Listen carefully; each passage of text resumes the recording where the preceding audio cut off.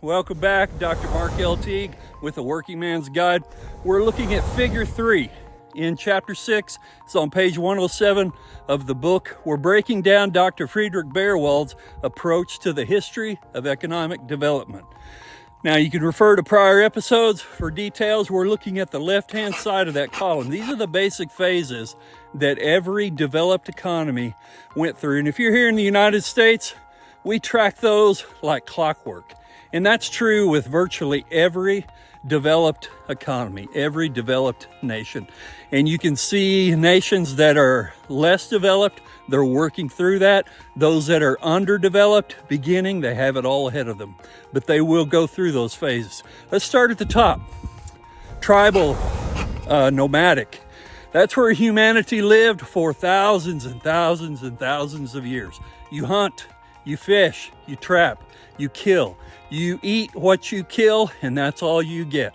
Very tribal, nomadic. You move to the food sources, you kill what you need, you take care of your group, you defend against attacks, you attack others to secure your territory.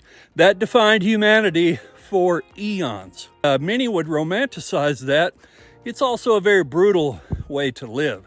The lifespans were short, life was brutish. Your food source is very uncertain, very dependent upon nature and availability. Disease was a major killer.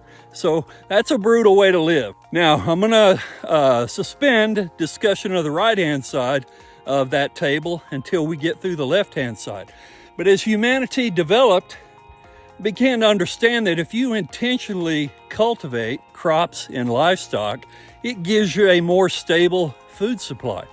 You have protection against drought, against famine, against disease. And that took us to the agrarian phase of economic development. That also began to dominate humanity.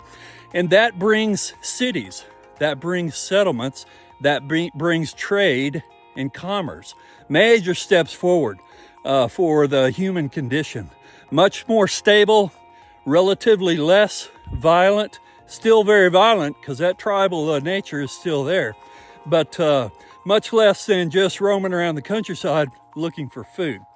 Now, those of you that are reading the book, that's where Melissa and I started, in that agrarian phase. We've lived these steps in our personal career from the agrarian forward to today. Was the impetus for the book, actually. To share principles that take you across those paths.